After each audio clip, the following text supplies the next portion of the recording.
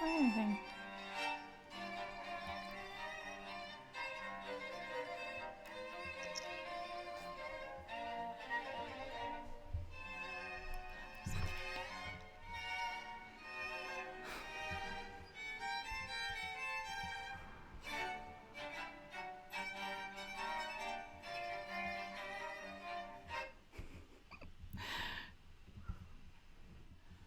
Hi, everyone. Hey. I thought I'd get you guys with, with some Classics. classical music for a little bit longer than normally on my intro videos. So, hi, everyone who's in the live stream. Was having a fun time catching Toby, up and with this you guys. Is Heidi. Yes, always doing great intros here for these live streams. Welcome to Never Crypto gets boring. Tips, special Monday edition. When we go live and I give you a little bit of crypto news, Toby hits you with a lot of information regarding the global economy and how this whole thing has been affecting us all. Kind of on the fence if I should say what it is that's been affecting us. I'll tell you. Yeah. Anyway, so hi to everyone who is here watching. Great to have you. Let me see. Let me get a little bit organized here with what I'm doing. Okay, here's this. Here's that. And here's this. Okay. So, everyone's always kind of trying to figure out what comes first, the price movement or the hash rate. And this particular article is saying that hash rates typically follow price movements because miners do this. They follow where the money is. They're going to assign their computational power towards what will be most beneficial for them, and that is earning the most money or Bitcoin. So that being said, we're seeing pretty high, like the all-time high hash rate, following this nice little price bump that we've been seeing lately. Not only that, but there is a fact that hash rate has been climbing pretty consistently over time, kind of regardless of what the price is. Like the long-term outlook of the hash rate has been very good, and that's ultimately an indication of the health and security of at least the Bitcoin network, because that's what we're talking about here. So as you saw in our intro, we have about just over 7 days for the Bitcoin halving to happen. And so I made a video on the Bitcoin halving and what most people might not be saying about this year's halving and how this could be different. A lot of people want to bring up the graphs of, historical data, what happens with the halving event and what happens with the price and all-time highs. But maybe it's delayed this year. Maybe. Nobody knows. Nobody knows. I don't expect a price rise just because it's never really happened right at the date. So, I mean, I expect it afterwards, not right at the date. Right when that timer ends. Come on. No, exactly. It's not gonna probably not gonna happen. It's not 100% for sure, but it's never really happened. Actually, it's usually happened. At least 2 months after the halving event that the price starts to rise. Furthermore, what also usually happens after the halving event is actually a price drop, which I've been thinking about lately because it's probably a lot of people who have been waiting to know like when they can buy Bitcoin, when is a good time to get in. And so now this long-term hype, like this whole year, people have been talking about the Bitcoin halving event. You want to get in before, buy the rumor, sell the news. And so these people have been buying into the rumor, and either they got in before this kind of gradual price rise and they're ready to take profits after the event has happened, or they're expecting an all-time high like that day, and they're disappointed, and they don't know what they bought. Well, I was one of those disappointed people like 2 halvings ago. Yeah. I remember the day, and I'm like, all right, here we go. And then I was like, okay, must be just fake. But then like months later, it just went, so yeah. Can happen to the best of us. Yeah. So let me get a little quick rate in the comments. Hey, everyone. Hey, Tasman. Jan says hi, Toby. Hi. How's it going, Jan? Price drop due to miners that have to sell. Yes, that's true. That's probably maybe why they're ramping up the hash rate now, because they want to be earning Bitcoin while they're still getting that 12.5 reward before it gets halved to 6.25. So maybe it's a little bit of a time crunch for them. Maybe they're trying to get themselves set up before the eventual price rise. But nobody knows. Yeah.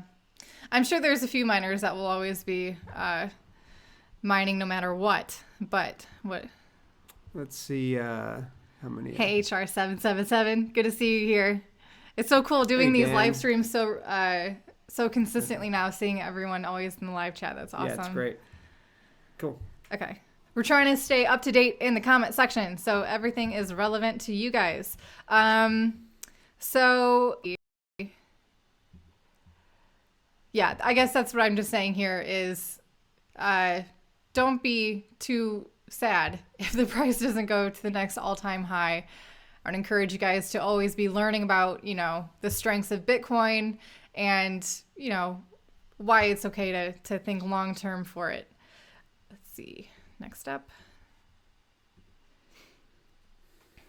And for those of you who this whole huge quantitative easing that we're seeing, and money and currency printing, and people trying to figure out how to manipulate their economy, really, the effects of inflation are not exactly immediate, and that's probably how they get away with it.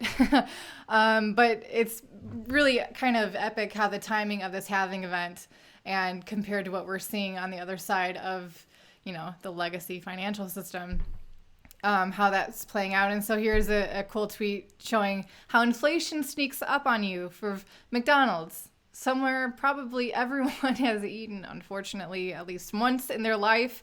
At one time, it's a really good indicator. Quarter pounder with cheese was 70 cents. Yeah. I don't know what year this was taken, but it doesn't really matter. It's definitely showing inflation.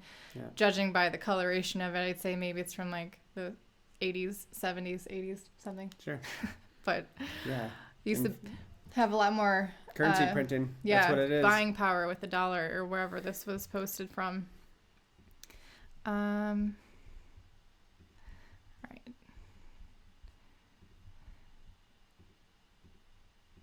Next up, gotta talk about this guy. As Andreas Antonopoulos says, it's Libre, not Libra. So, little play on words there. Libra is not a freedom coin. It is not an autonomous coin. It is not a permissionless or any of the cool things that cryptocurrencies can do. But what they do have is a platform that is accessed by like billions of people, which is why it's been this Facebook-backed digital currency has been such a threat to things like the U.S. government and the U.S. dollar. Even though it's kind of ironic that the thing that they should be more threatened by is Bitcoin or Monero or, some kind of privacy-focused cryptocurrency. But we really wanted to bring this one up because Libra isn't dead. Yeah, really. I mean, Libra, like I keep hearing, Libra's going to die. Libra's dead. It's done. No, it's not. It's not. It's actually here to stay.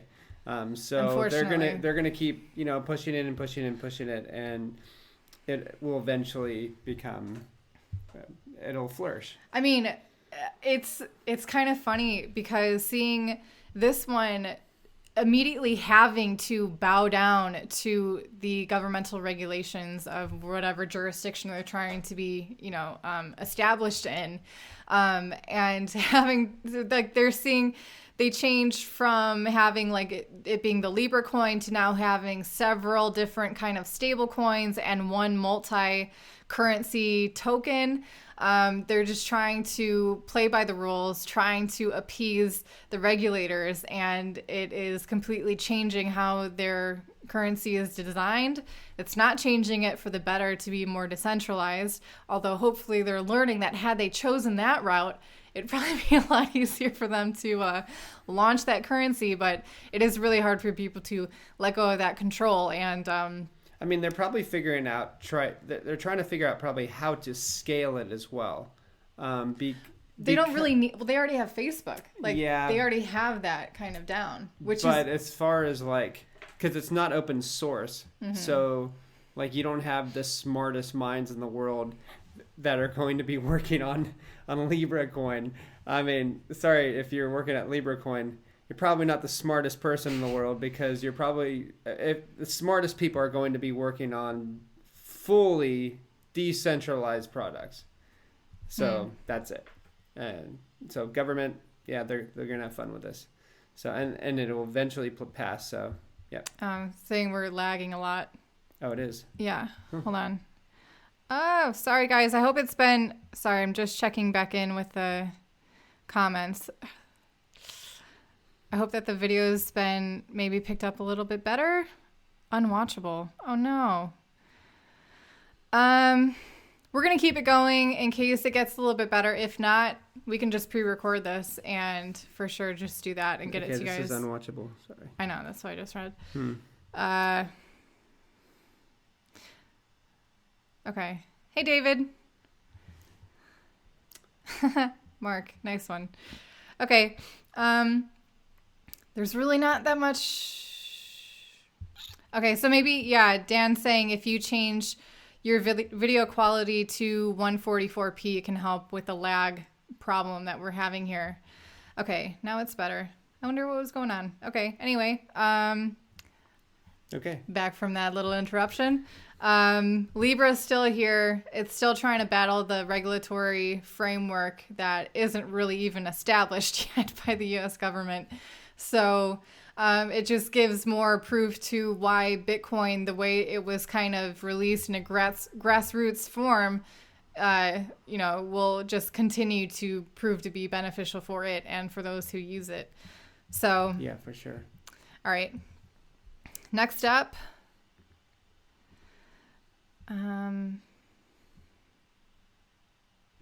So for those people who are hodlers, here's some good news. We're not the only ones.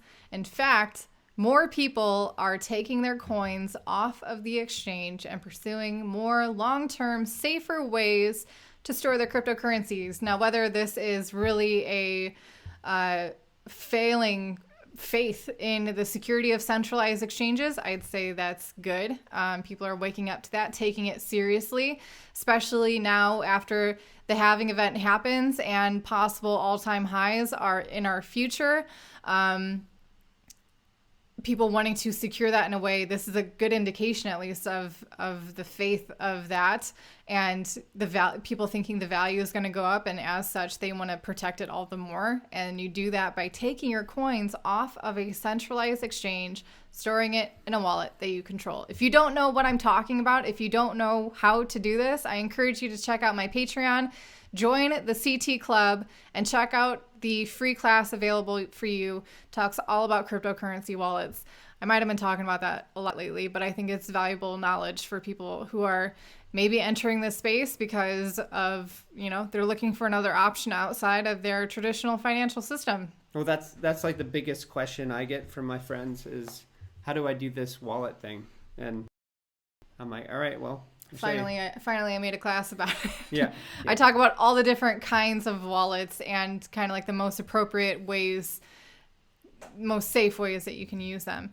But so I love this article, finally reading about people really taking it seriously, getting their coins off of the exchange. It's definitely a bullish sign for crypto.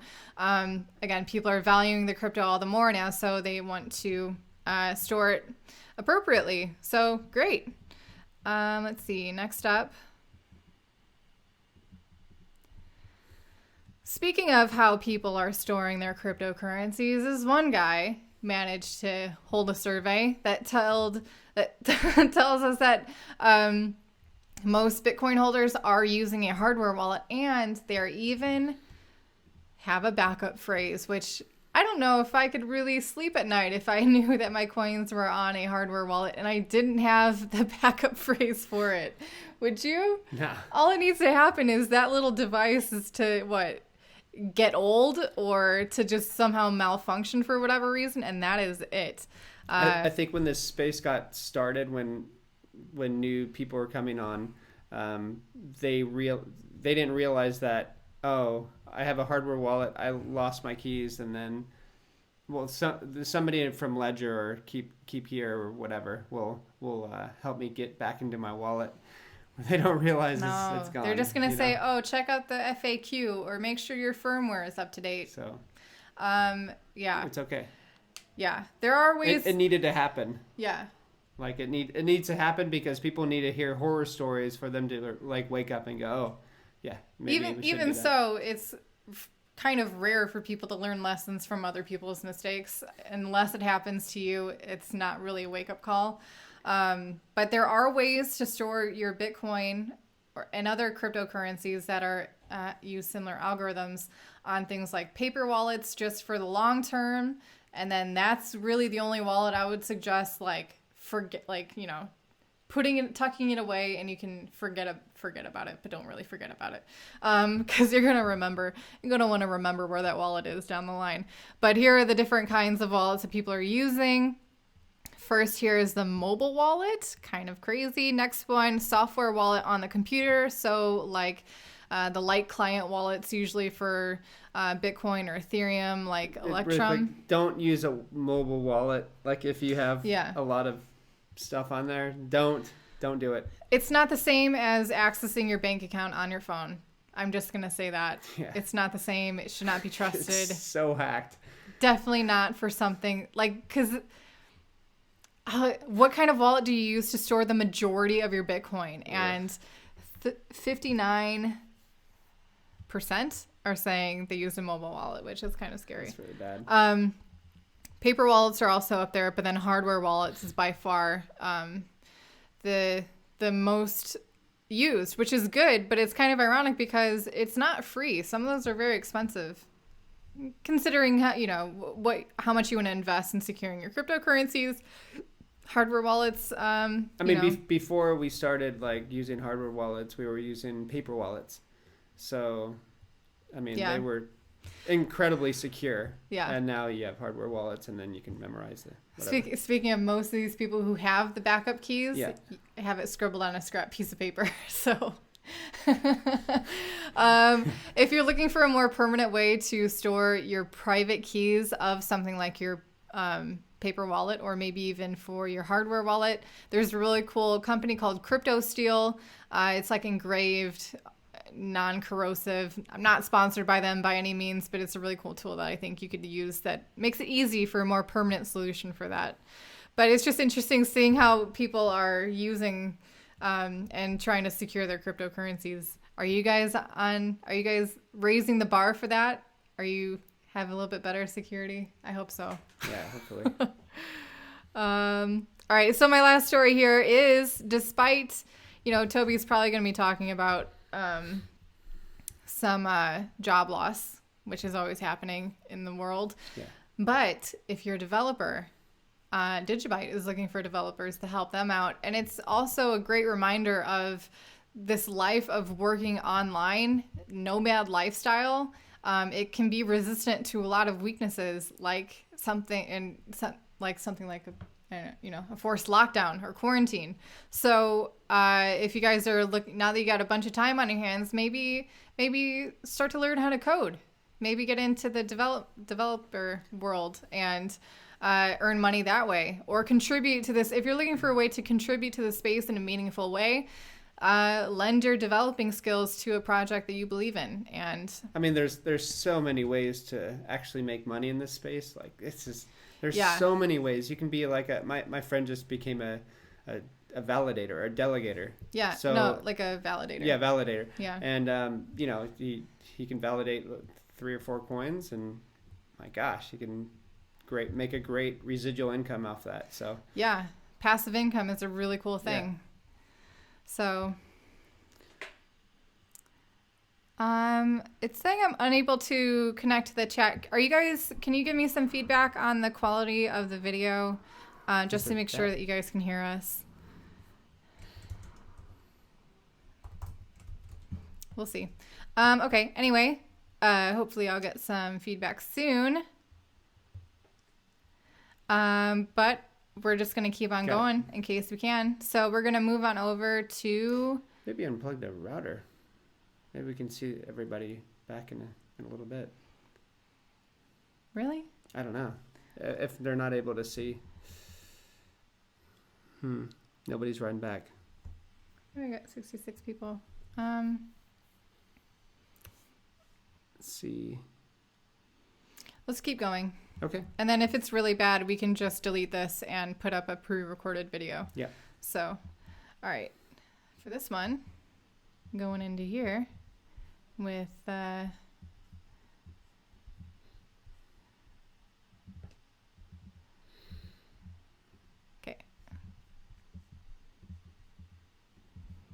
Sorry, guys. Them to act fast. Listen.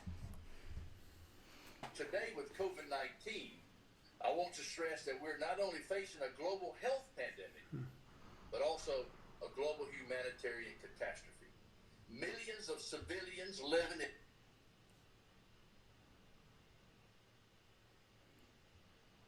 I think it went out. Yeah, I think that playing a video on a video isn't maybe the best idea now. Okay. Anyway, moving on. What was he saying? What was he saying there? So it was the World Food Administrator or something. Yeah, he was just saying that there's going to be massive deaths due to starvation because of what's happening in already struggling world, like third world countries. Yeah, so a lot of people are struggling. So, like I mentioned earlier, the whole lockdown thing, that is more of a, what do you call it, like a luxury. You know, like most of the world cannot actually go ahead and be locked down. So with that said, now we're going to go on to the next one. Okay, 3.8 million people just got unemployed again. This isn't including people that are self-employed. This isn't including people that are that haven't been able to actually file for unemployment. So there's going to be a lot of people that will not have like health insurance as well. So yeah, there's a lot of crazy stuff that's happening here. I'm going to refresh it, see if that does anything. Stop, please.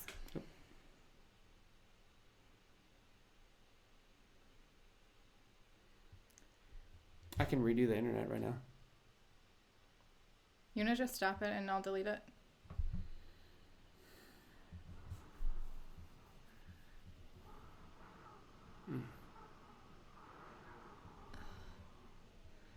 Guys, are we back? Hello, are you guys here? Okay, I hit refresh, so maybe that'll do something. Okay, anyway. Okay, so let's go to 3.8 million. Well, let's talk about the video a little bit, because we wanted to play that for a reason. So there's a video that goes on, and it's the World Food Program, or like one of the head guys from that organization, saying that there's going to be huge famines across the world. So like I said before last week, that, you know, having being stuck at home, being made to stay at home, that's more of a luxury than anything, because the majority of the world can't stay at home. They have to go out, they have to get food, they have to, you know, go to work. Otherwise, they don't have any money for anything.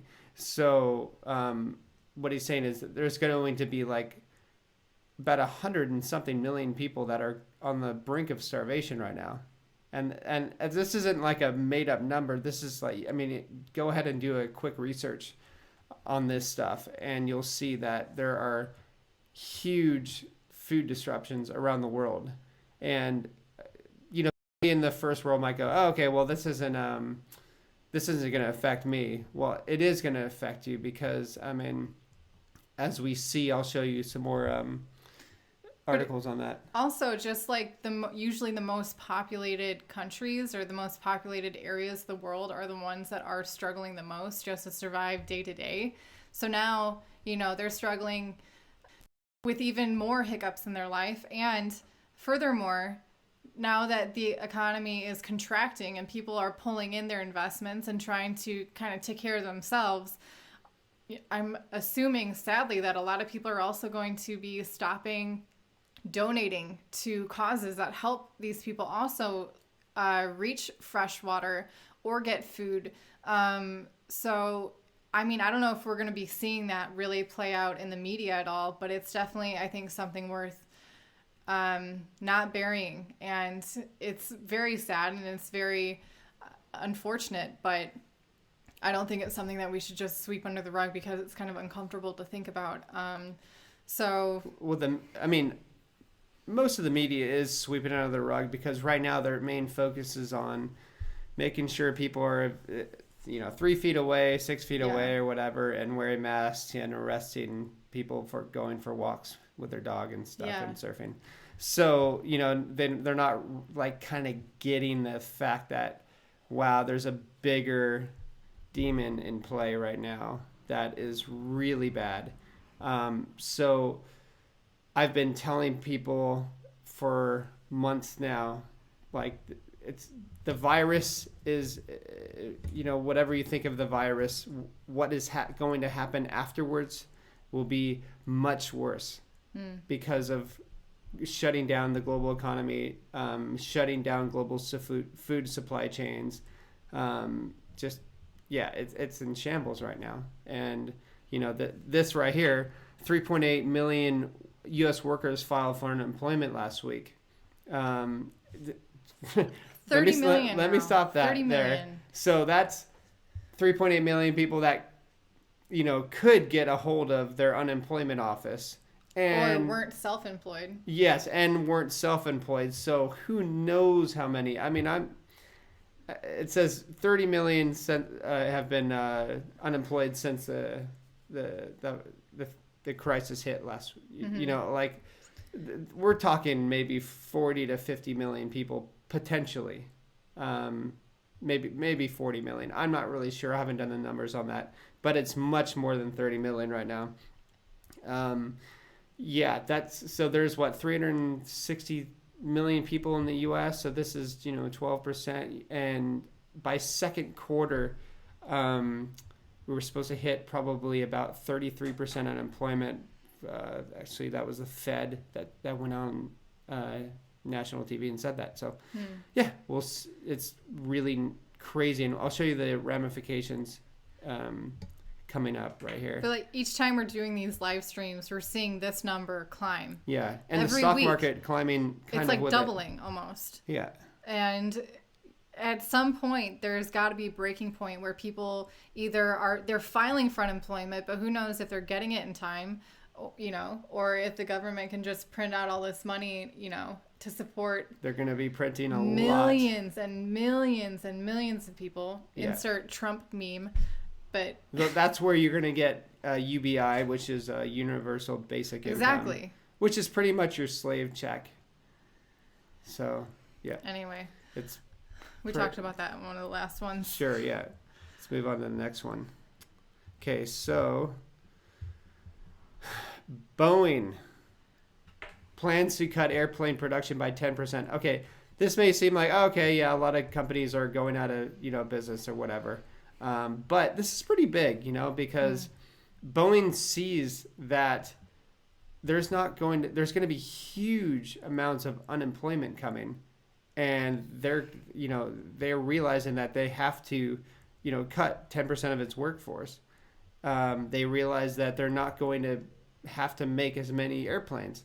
So why is that? Because people aren't going to be traveling as much. There's not going to be as many people. When you're unemployed and you're barely making it, you're not going to have to go to that business meeting because you don't have a business meeting anymore. So it's things to think about. I wonder when the majority of people will start thinking, okay, it's not about the virus anymore. It's about what am I going to do to make a living? Like, how am I going to feed my family? So that's kind of the next step, I think. And that's when people are going to be taking this quarantine situation and lockdown situation much more seriously. It's not going to be like people are not going to be caring if they can go to the beach or not.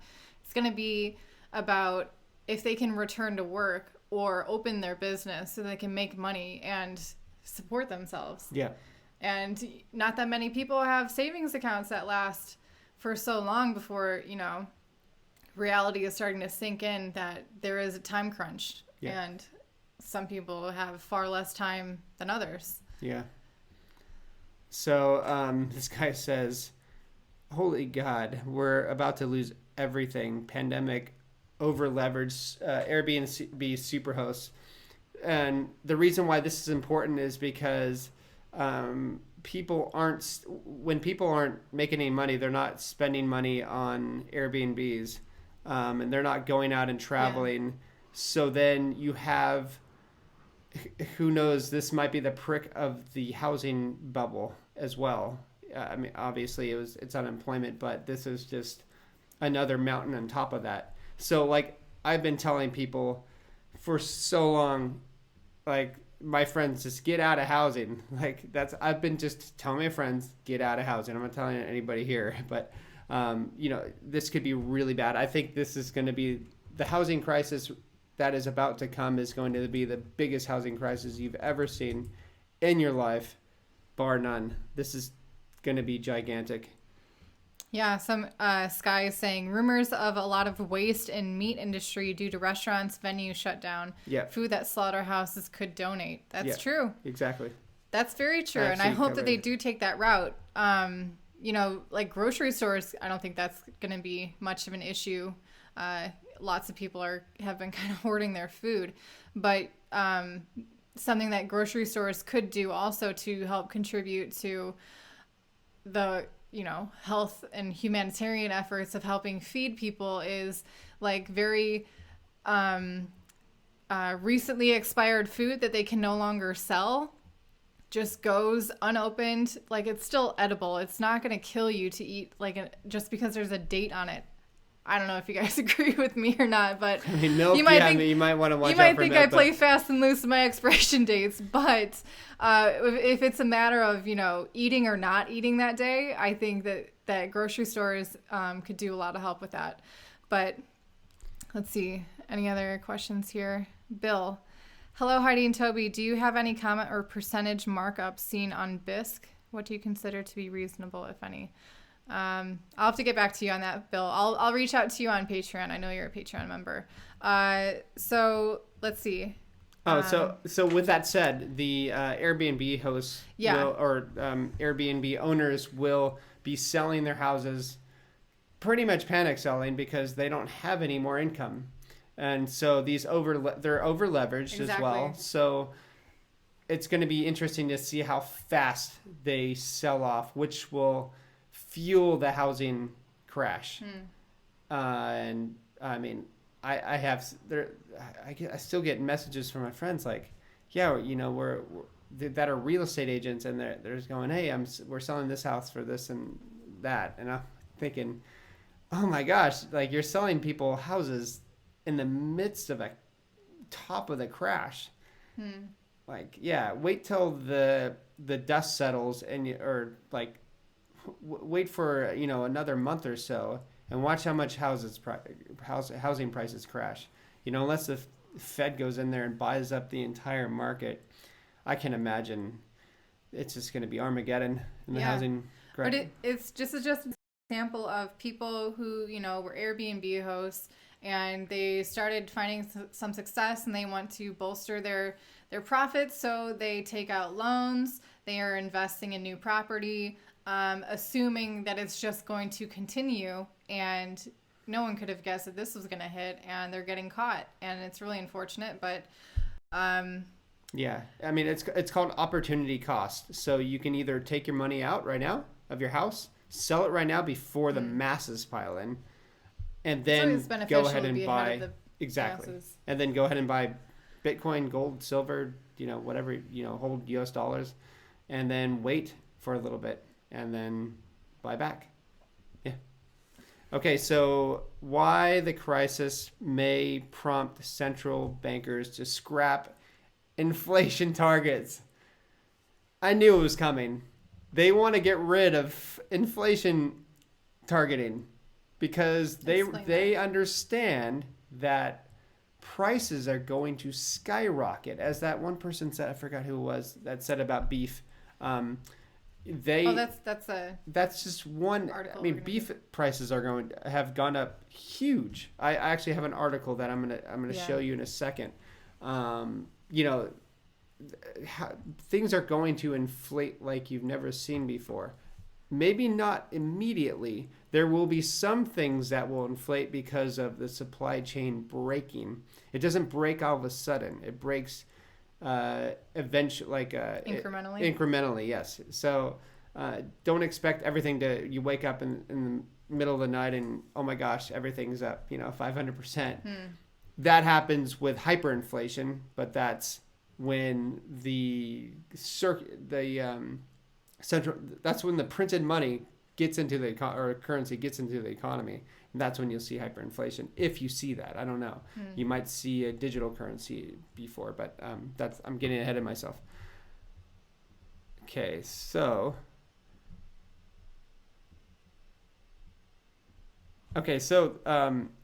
once again, so there's more and more news. The reason why I keep showing this over and over again is that there's more and more people realizing what is actually going to happen. Acknowledging it. Yeah. So I know it sounds redundant, like everybody's livelihood is going to be destroyed, but no, this is like really important. Like the more people can realize this, the more maybe this will take precedence over, something that will go away eventually, and it's not going to affect too many people, but this is going to kill lots of people. And I think there needs to be more articles like this. And so half the world workers may see livelihood destroyed. And actually, can you scroll down a little bit? Okay, so what you have here, this bar chart is okay, so Asia Pacific, 175 million that will pretty much be losing their jobs. America's 48 million, maybe. These are just roundabout numbers where where it shows America right here. This number is going to be much higher. So this is just lower. a big. These are hours that people what is this? Fewer hours. Yeah. Worldwide decline in working hours. Yeah. So in other words, if you're losing working hours, then you're pretty much losing your revenue, your livelihood. Yeah. You're not going to be able to afford as much. And with this, the declining hours, you're going to have along with higher food prices, you're going to have people that aren't going to be able to make it, and that's why they're going to have to rely on universal basic income. And this is where the government will come in and go, hey, I got you, don't worry about it. And then you're hooked on it. It's going to be pretty nuts on that. It says here total hours worked are expected to be 10.5% lower than before the crisis began. That's an equivalent of 305 million full-time jobs. Yeah. Lost. And this is just projected. Yeah. This is most articles and most news organizations don't understand like how bad it's going to be. I don't even know how bad it's going to be. All I know is going to be horrible. I don't know how bad it will get. So that's why you have to know this so that you can at least prepare a little bit. Like whether or not if you guys have food at home or whatever, start saving it and start stocking up, because I think a lot of things a lot of crazy stuff will happen down the pike. Okay, so Fed pledges to keep rates near zero until full employment, inflation come back. Okay, so so the rates will never rise again. I will probably never see the Fed raise interest rates again in my lifetime. They're done raising interest rates. And inflation is going to come back, yes, and they're still not going to raise rates. And until full employment comes back, it's going to be really hard for full employment to come back, even in a decade or whatever, just because there are some businesses that are done forever after this. This pretty much popped the bubble. So, with that said, Where's the beef? where's the beef? Exactly. Beef prices soar to record high as meat packing plants shutter. So this is why your food will be more expensive. This is why the Fed is going to get rid of their inflation targets. Yeah. So this is just the beginning. You're going to see much more of that. That is why I just ask people, hey, go stock up on some food, because you don't know how bad this is going to get. I mean, yeah, the virus numbers might be coming down, but so what if you can't feed your family, you know? It's not going to get all happy and No. normal after that's done. Yeah. So with that said, you go, protect yourself in the meantime, buy stuff, to save yourself off from starvation if you have to. Who knows if that's going to come to fruition, but if it does, then at least you're prepared, and you're not going to be standing in line with thousands of people in front of a Costco or whatever and trying to fight your neighbor, so at least you're there way ahead of time. HR 777 says raise your own cows. Might breed a lot more independence. I don't know if the backyard's big enough Which for is that. good. Yeah. I mean, there's that phrase. How does it go about tough times, tough men? Times produce strong men produce good times produce weak men produce hard times produce strong men. So it's kind of We're in a very cycle. cyclical. Vicious cycle. Yeah. So maybe we're a little soft now, but it's gonna be I don't think remedied. anybody here is soft. I think we have a good crowd. Come on. Can you raise your own cows? I can't raise my own cows. Sure, but we're good at different things, I think. Just because not everybody has a huge backyard so they can have a cow. Yeah. You know what I mean? We can do like the designer cows, the mini cows. We could. But Can you imagine that? Little mini cows. Getting Yeah. way off topic. Yeah. Apologize. Thanks, HR, for that thought tangent. Now I'm going to be dreaming about is mini 5G cows. necessary to deploy digital national currency? I've got no idea. 5G is not necessary for anything.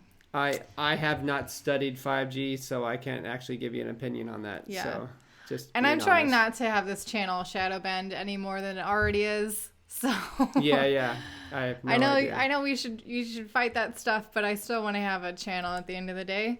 The price of farmland, I think, would actually drop because of supply chains being broken. So, if land is going to drop in price, it's definitely commercial real estate kaput, residential finished, in my opinion. Yeah. Just from what I've studied, I just can't imagine it rising from here. No way, not a chance. Yeah. So negative rates, absolutely. In May, I don't know. Who knows? They could have an emergency meeting. I remember back in 2007 or 8 where they I think it was Sunday morning, they came out with the Fed had an emergency meeting and they said, okay, now we're lowering rates by a huge percentage. I'm like, geez, okay, this must be really bad. And they're trying to save the banks. So this is during the bank bailouts. Yeah, so it'll probably be on a weekend. That's when they kind of like to do these crazy rate cuts, just because I don't know if it's like nobody's really paying attention or what, but yeah, negative rates are definitely coming. Let's see, what else?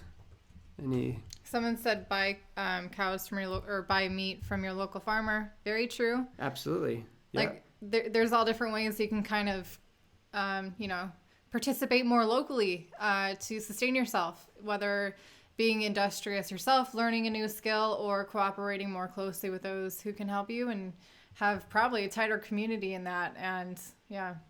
Oh, one thing I was going to ask if we have some time, I meant to ask this in the beginning of the video, but something that we're always referencing is how we can't necessarily be trusting what the media is saying, especially with the numbers being reported.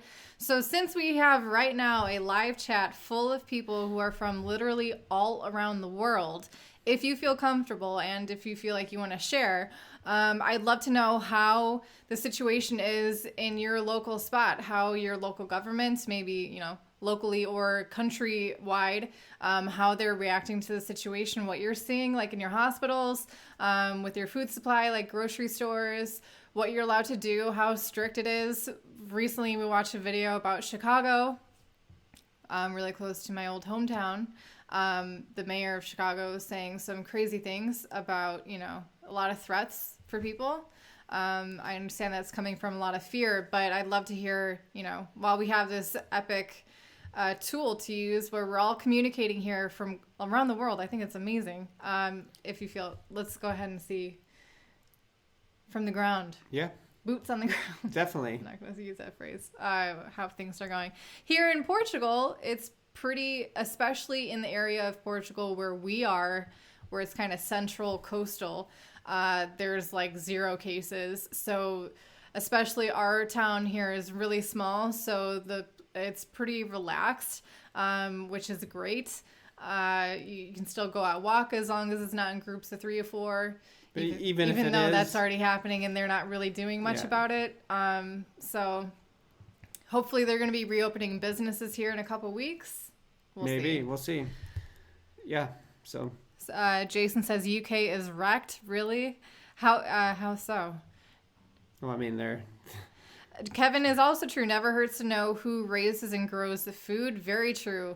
You don't have to question the supply chain of your food. That is something that blockchain technology can help. But in the meantime, get to know your local farmers. See how they raise their food, what kind of methods they use, and then you can probably feel a lot better. Or build an app that shows your nearest farmer that has food. Yeah, make connections. Help them provide and earn an income, and help other people get access to good food. Yeah.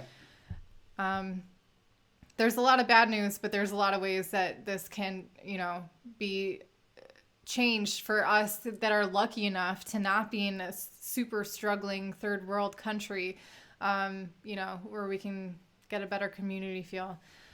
See, Washington State here, but I'm in the country. We come and go as usual, but businesses are closed. Restaurants just do takeout. Yeah, same here. Very few restaurants, but a few of them do takeout here. Cali is full of crybabies that want to picket about not being able to go to the surf. That is true. Jacuzzi Surfer, by the way, here in the comments, he has an epic YouTube channel. Right now he's, I don't know if you still are. Hopefully you are. You've been remodeling ambulances into like small homes, mobile units. It's awesome. But he's also a really great drone pilot. He's one of the best drone pilots. And he does some really good footage for surfing. So check out Jacuzzi Surfer. He's got a great personality as well. Hey, Steve. UK were too late to shut down after they saw Italy. Other EU shut down faster. Interesting. Then Sweden. Who knows if they did it right. Sweden didn't shut down at all. And supposedly they're faring pretty well. It's not a catastrophe. It's not a death zone. They're not all dropping dead for some reason. I don't know Also, why. I don't know about, the demographic there. There's a large elderly population there. Like they're here. Surf at night to avoid the Coast Guard. No. Well, there is no Coast Guard here, but... Yesterday. Yesterday was great. It yesterday? But at nighttime, you would drown here. Yeah. So can you imagine getting whacked by a wave? Like 80-foot wave just on the head, and it's nighttime. Probably not going to happen. So. Ooh, in one town of my state in New Mexico has shut down the roads. That's kind of scary. So I'm guessing you can't even drive anywhere unless you have some special paperwork.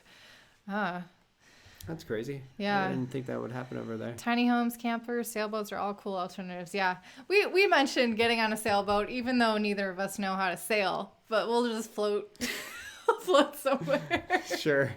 We can fish. Yeah. Maybe we'll find some surf. You Probably. can keep yourself entertained. In Thailand, farm areas only like 5 or less cases. Sorry, it's in the country. skipping.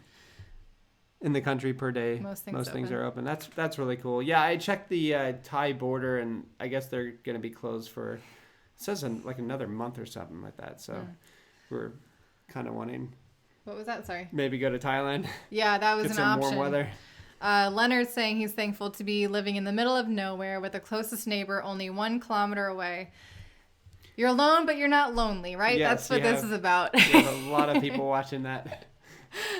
Hey, awesome. Leonard, we're here with you. Hey, that's awesome. Yeah, It's I mean, quiet, yeah, beautiful, and you don't have police arresting much more you controlled. when you're and, wanting to go out and yeah, search for food. Do whatever the heck you want to do That's outside. awesome. Good That's for pretty you. good. Sailing is quick and easy. Yeah, it is. I know to sail a little bit. Jeff Berwick sank his boat. Yeah, I Is heard that about serious? that. I think he did. Yeah. What kind of a boat did he have? He told me he On purpose? Yeah. Is it so it's a wreckage now that he can like go scuba diving in or something? I think I don't know. He just sank his boat. I don't think it was on purpose. Oh, sorry, Jeff. That's when he was younger. Oh, okay. Yeah. I thought it was recently. Blood donations, absolutely. That's very true. Yeah, I mean, you're going to be giving blood donations regardless because I think Emirates is now taking it's not donations. Oh, I know. Well, you're donating same. something out of your blood. It's a sample. It's not. Yeah, I know. I'm sack of being blood. sarcastic, but yeah, definitely. But they are actually taking your blood now, so which is crazy. If you told me that a month ago, I'd laugh at you. Like, no way. I'm read up on this stuff, and I still wouldn't have been able to believe that. So, yeah. Yeah, I got a little fly around here that's annoying me. Okay, well, before we hit that 1 hour mark and no one wants to watch this video after it's been posted, I appreciate you all sticking around through the technical difficulties we may have had earlier in this video. But anyway, today was a great day. Great to see you all here. I'm doing a new class May 13th, noon Eastern time, for the CT Club members of my Patreon, going over how to earn a passive income using cryptocurrencies. It's about staking coins, the coins that I think are worth staking, and like kind of their long-term projections. The best, safest way to do this. Yeah, you don't have to use Binance, believe it or not, to stake your coins. There's much more secure ways to do so. Yeah. So it'll be a really in-depth video, just like the wallet video, May 13th. Join the CT Club, patreon.com/cryptotips. All right, I'm done shilling myself. Thank you guys for taking a part in today's stream. Yeah, I it's really good to see you appreciate guys. it. We'll see you again next Monday, same time, same place, here on YouTube. So Bye-bye. bye.